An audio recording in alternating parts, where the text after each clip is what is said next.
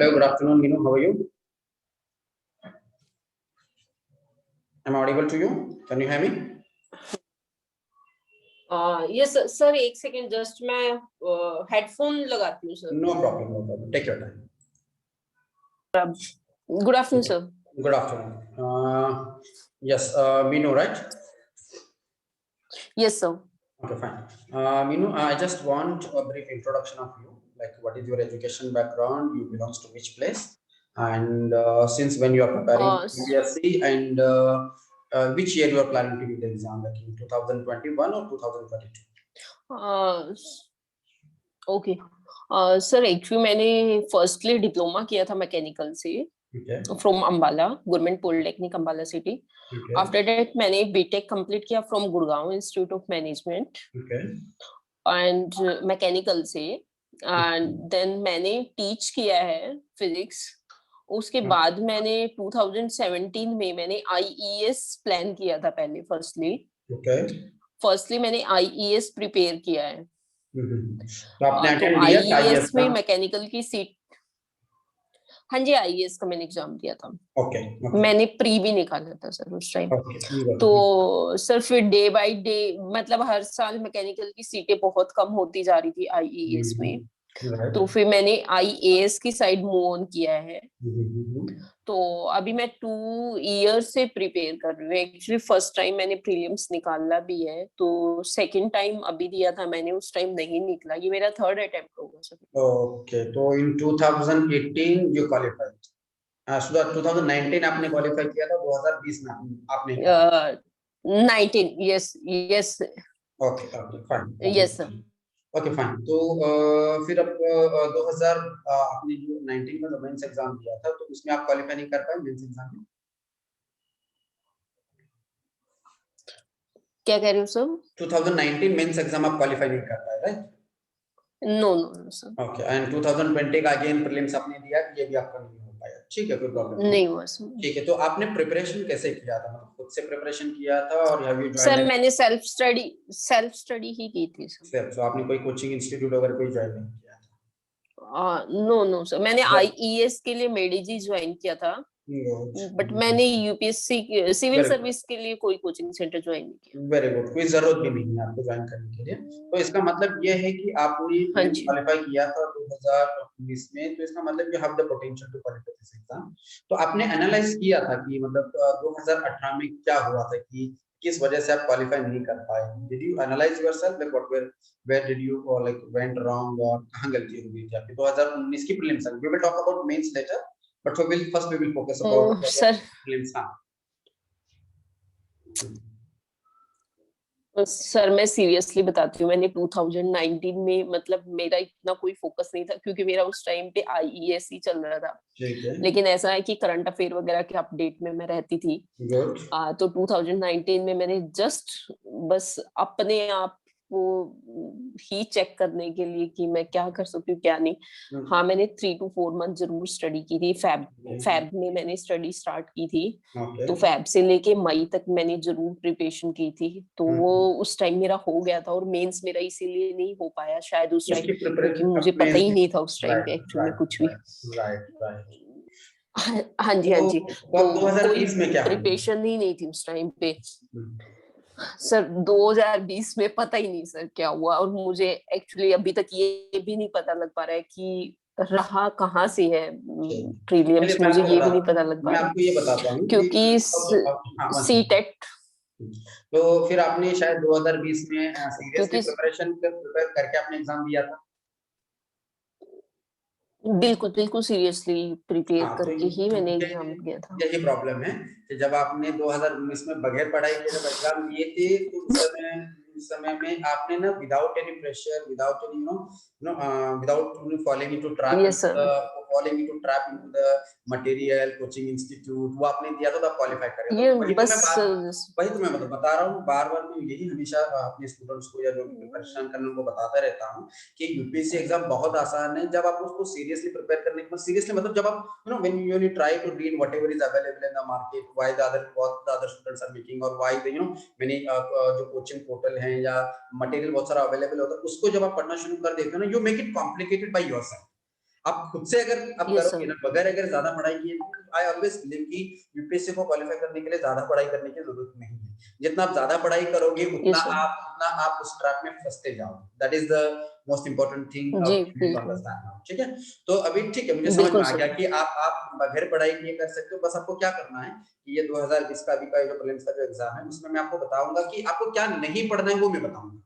क्या पढ़ना है वो नहीं इंपॉर्टेंट है, दैट्स वेरी इंपॉर्टेंट, राइट। तो क्या होता है ना कि there are lot of things available in the market, बहुत सारी चीजें अवेलेबल है मार्केट में, जिससे आप ना वो कंफ्यूज हो जाते हो क्या पढ़ना है और क्या नहीं पढ़ना है। तो अभी ये आने वाले 2021 का जो प्रीलिम्स एग्जाम होगा उसमें in that I will be giving you a 100 days revision plan that will be low. अभी मुझे लगता है कि आपको पढ़ने की जरूरत नहीं है, अभी आपको ये यूनिट पे आपको फोकस प्रिपरेशन, मतलब एक्सटेंसिव पढ़ाई की जरूरत नहीं है। You need to be very selected, मतलब सिलेक्टेड पढ़ना है, चूजी पढ़ना है, जो भी एक्स्ट्रा आपके पास में मटेरियल उसको हटाना है। You need to know remove जो इररिलेवेंट चीजें उनको हटाना है और जो जरूरी है उतना करना है। और इसमें अभी एक इंपॉर्टेंट चीज ध्यान करो कि अभी आप एग्जाम ओरिएंटेड पढ़ाई करोगे, आप नॉलेज के लिए ही पढ़ाई करोगे, समझ में आ गया। अगर आप अगले साल का एग्जाम देने वाले होते तो फिर मैं आपको बहुत सारे मटेरियल बता देता, बहुत सारी चीजें। Is it okay? ठीक है सर, ठीक है। तो अभी आपको क्या करना है कि आपको एग्जाम क्वालिफाई करने के हिसाब से पढ़ाई करना है। अभी आपको ना you don't need to run for material, you don't need to run for coaching, you don't need to run for class and all. अभी आपको क्या करना है कि एग्जाम में किस तरीके से प्रीलिम्स क्वालिफाई करना है, इसकी पढ़ाई आपको करना है। बढ़ेंगे तो प्रीलिम्स अगर आपका क्वालिफाई हो जाएगा तो मेंस में भी हम कर लेंगे, कोई प्रॉब्लम नहीं है। मेंस का भी प्रीलिम्स के बाद में you know again remember, mains exam prelims exam से काफी आसान है अगर आपका बेसिक स्ट्रांग है। अगर आपका बेसिक स्ट्रांग है तो मेंस में सिर्फ बिल्कुल आपको क्या करना होता है कि बेसिक मेंस एग्जाम में सिर्फ आपको एक प्रेजेंटेशन देना है, बेसिक चीज आपको पता होनी चाहिए, करंट अफेयर्स क्या पता होना चाहिए, और उसके अलावा प्रेजेंटेशन स्किल आपको पता होना चाहिए, और जितने भी सिलेबस के पॉइंट्स हैं उसको कवर करना है। ज्यादा पढ़ाई नहीं करनी, ध्यान में रखिए। अब जितना ज्यादा पढ़ोगे ना उतना आप कंफ्यूज हो जाओगे, ठीक है।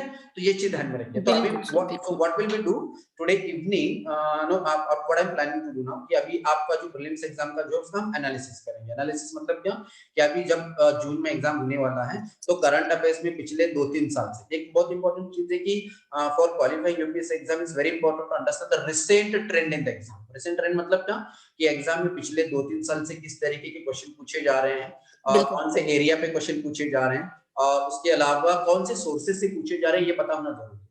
क्योंकि व्हाट हैपेंस कि अगर आप 2015 के ट्रेंड के हिसाब से या 2012 के ट्रेंड के हिसाब से प्रिपरेशन करोगे ना, 2012 में जिस तरीके से क्वेश्चन पूछे जा रहे थे, 2010 में जिस तरीके से क्वेश्चन पूछे जा रहे थे यूपीएससी द्वारा, और 2014-15 में जैसे पूछे जा रहे थे, वैसे अगर आप प्रिपेयर करोगे तो फिर आप 2021 का एग्जाम क्वालिफाई नहीं करोगे। तो वही मिस्टेक आपकी होगी पिछले अटेम्प्ट में।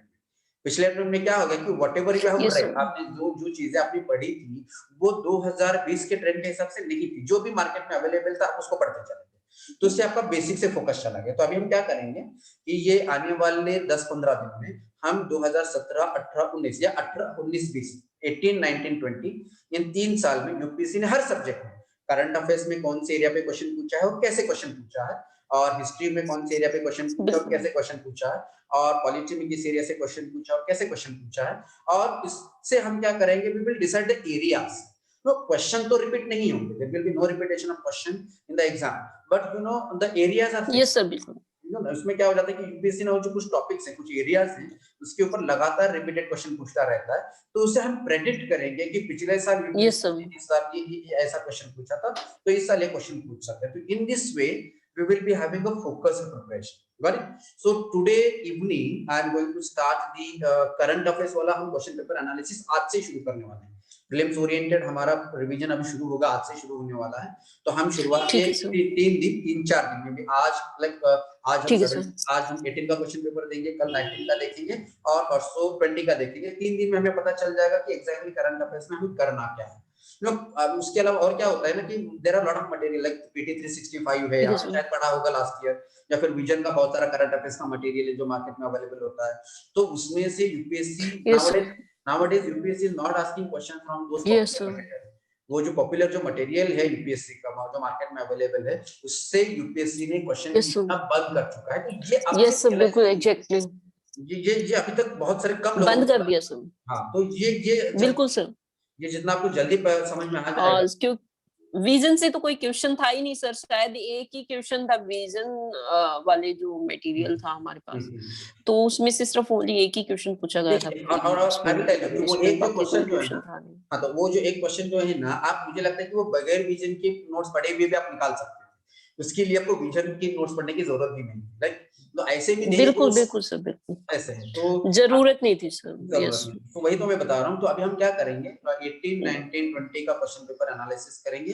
I will give you the expected list of topics और वो कहाँ से पढ़ना है, कौन से सोर्सेस से। रिसेंटली यूपीएससी ने मनोरमा ईयरबुक से क्वेश्चन पूछना शुरू कर चुका है, और UPSC asking directly question from the government website. जो गवर्नमेंट की जो वेबसाइट्स होती है ना, उसमें जो पहली लाइन और जो दूसरी लाइन होती है वेबसाइट पे, उसी को क्वेश्चन पूछ रहा है, और कुछ क्वेश्चन वो डायरेक्टली पूछ रहा है विकिपीडिया से।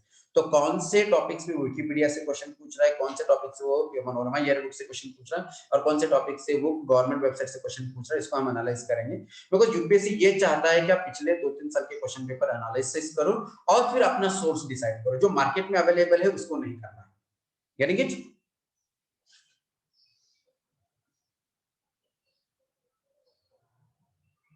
Hello,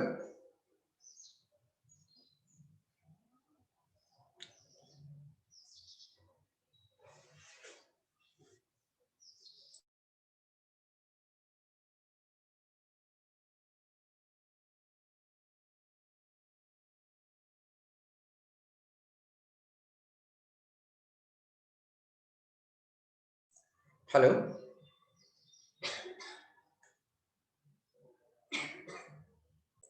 hello, yes Divya, please unmute yourself. Yes sir. Okay, fine. अब आ रही सर? हाँ जी। यस, अभी आ रही है। तो वही है, तो हम क्या करेंगे, अभी शुरुआत में हम करंट अफेयर्स का करेंगे। करंट अफेयर्स का इसलिए बिकॉज अगर आपको पता चल गया कि करंट अफेयर्स में करना क्या है, तो आप आने वाले 3-4 महीने में वो प्रिपरेशन करोगे। फिर उसके बाद हम पॉलिटी बिल्कुल करेंगे। सर। उसके बाद फिर after 10 days we will be going for polity. Polity का मैं 10 डेज का आपको रिवीजन प्लान बताऊंगा, कौन से टॉपिक्स पॉलिटी में ठीक पढ़ने है हैं और सर। कौन से टॉपिक नहीं पढ़ने। Because Laxmikanth is a very bulky book. अगर आप देखोगे लक्ष्मीकांत एक बहुत बल्की बुक है, वो सारी किताब नहीं पढ़ना है। तो उसमें से यस कौन से सर। टॉपिक्स पढ़ना है और कौन से यस दूसरे सर। टॉपिक्स आपको पढ़ना है, वो मैं बताऊंगा। और कुछ ऐसे क्वेश्चन है पॉलिटी में जो आप सिर्फ ठीक। लक्ष्मीकांत पढ़ के सॉल्व नहीं कर सकते। देयर आर, पिछले 2-3 साल से यूपीएससी ने ऐसे क्वेश्चन पूछना कर चुका है कि जो आप लक्ष्मीकांत से नहीं सॉल्व कर सकते। तो how to solve that type yes of sir. Question, उस तरीके की क्वेश्चन किस तरीके से सॉल्व करना है, वो मैं आपको बताऊंगा। फिर polity, then economy, then geography, we will be one by one हम करेंगे। और after every week once we finish with the topic, then we will be having a test. अब और एक चीज ध्यान में रखिए कि ये जो यस सर। मार्केट में जो टेस्ट हैं, जो whatever the test series is available, they are also not at standard of the UPSC. मतलब यूपीएससी का जो स्टैंडर्ड होता है ना क्वेश्चन पूछने का, कि यूपीएससी बहुत ज्यादा यस सर। डिफिकल्ट भी क्वेश्चन नहीं पूछता और यूपीएससी बहुत ज्यादा आसान क्वेश्चन नहीं पूछता है। दे आस्क वेरी आसान भी नहीं पूछता सर। वो क्वेश्चन जो पूछता है वो आपका नो एनालिटिकल एबिलिटी को टेस्ट करता है। तो ये जो मार्केट में जो यस अवेलेबल सर। जो टेस्ट है, या तो वो बहुत एकदम स्ट्रेट फॉरवर्ड इजी क्वेश्चन पूछते हैं, या तो बहुत डिफिकल्ट क्वेश्चन पूछते हैं। तो बहुत उससे क्या डिफिकल्ट पूछते हैं सर। हाँ, तो उससे क्या हो जाता है ना कि जब बहुत आसान क्वेश्चन पूछते हैं तो हमें लगता है कि हम क्वालिफाई कर लेंगे, लेकिन जब वो डिफिकल्ट पूछ लेते यस हैं तो सर। ऐसा लगता है कि ये नहीं, बहुत डिफिकल्ट है। मोरल तो डाउन आ जाता है सर। मोरल यस डाउन हो सर। जाता है। तो इसीलिए हमें जो यूपीएससी वाले जो क्वेश्चन है, मतलब किस तरीके से यूपीएससी फ्रेम करता है, not too much difficult, not too much easy, and on basic basic पे क्वेश्चन पूछता है, किस तरीके से वो क्वेश्चन फ्रेम करता है, किस तरीके से ऑप्शन फ्रेम करता है, इसको समझकर मैं ज्यादा तो टेस्ट नहीं लूंगा। I will be taking 1 or 2 test only for each topic, but that will be as per the standard of UPSC. तो वो उससे आपको ज्यादा फायदा यस होगा। सर। और यस सर। मुझे ऐसा लगता है कि ज्यादा क्वेश्चन टेस्ट सीरीज ज्वाइन करने से बेटर अगर आप पिछले 3 साल के क्वेश्चन पेपर को अच्छे तरीके से एनालिसिस अगर करोगे, तो that is more than enough for qualifying prelims exam rather than going for the test series. ये एक मिथ है कि टेस्ट सीरीज ज्वाइन नहीं करना चाहिए। ये हाँ 5 साल पहले था, 5 years back joining test series, reading material and joining coaching institute was yes sir. important, but last 2-3 years yes sir. ये जरूरी नहीं। तो आपका ये मुझे मतलब आई वाज वेरी श्योर कि आपने इसलिए क्वालिफाई किया 2019 का, बिकॉज आपने कुछ भी पढ़ाई नहीं की थी, बिकॉज आपके पास बेसिक था और आपने विदाउट एनी प्रेशर अपने exam yes sir. Without any, because at the time yes you sir, were not बिल्कुल हैविंग एनी एग्जैक्टली। प्रेशर। इस बार आपने ना ये कॉन्शियस हो गया अपने एग्जाम की प्रिपरेशन की और कॉन्शियसली अपने एग्जाम दिया, तो इस वजह से आप क्वालिफाई नहीं हो पाए। तो आपको अभी वही करना है जो 2019 में आपने जो किया था ना, वही स्ट्रेटेजी आपको फॉलो करना है और आपको ज्यादा पढ़ाई नहीं करनी। दिस इज ऑल, ठीक है। तो अभी हम फिलहाल अभी मेंस का तो है, ठीक है बहुत सारी सर। चीजें हैं, which I could I could help you in answer writing skill और but how to make notes for mains, syllabus के points कैसे हैं, कैसे किस तरीके से ऐसे लिखना है, क्या लिखना चाहिए, वो मैं आपको बता सकता था, लेकिन अभी वो सही समय नहीं है। अभी this is the time you should focus on prelims now. So maybe after prelims, yes, after prelims we will focus on your mains exam preparation. Fine. तो अभी your first priority should be for qualifying the prelims exam. तो अभी आने वाले जो 3 महीने जो बाकी हैं, in this 90 to 100 days, we will try to focus more on the prelims exam preparation. Fine. Yes sir. चलिए, तो अभी मैं आपको आपको मैं एक वाइज ऐप नाम का एक एप्लीकेशन है through which you can join us. तो आप join yes sir, वो मैंने डाउनलोड किया है सर. तो have you sent a request? Have you sent a request to enroll? Because yes sir. Meenu नाम से है सर, मैंने सेंड किया था. मीनू नाम से, ओके. तो आपका ये रियल नेम है या ऐसे ही आपने? यस सर, रियल नेम है सर. रियल नेम है, okay, fine, no problem. Meenu नाम से सेंड किया हुआ सर मैंने. ओके, तो आपको वो शायद मैं चेक करूंगा, अगर रिक्वेस्ट आपने भेजा है तो उसको एक्सेप्ट कर लेंगे. और आज evening 9:30 yes 9:30 I will be discussing current affairs. Yes sir.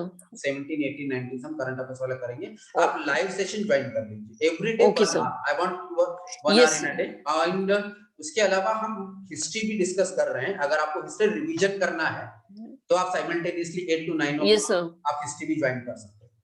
अगर आपको ऑलरेडी हो चुका है तो ठीक है सर, ठीक है. Join 8 to 9 o'clock for the. नहीं सर, रिवीजन में ज्यादा बेटर रहता है सर, थोड़ा क्वेश्चन ज्यादा आ जाते हैं उससे. ठीक है, चलिए, कोई बात नहीं. ठीक है, ये okay sir, thank you so much. चलिए, और कुछ thank you so much sir. और कुछ पूछना है आपको? नो सर, फिर तो बाकी तो मेंस पे बात आ जाएगी सर, एक्चुअली में क्वेश्चन आंसर ऐसे राइटिंग पे. मैं वो कर सकता था if you had joined me or if you have connected with me like maybe 4 years. कोई बात नहीं सर, मुझे जो भी प्रॉब्लम जब भी आएगी मैं डिस्कस करूंगी सर. Sure, no problem.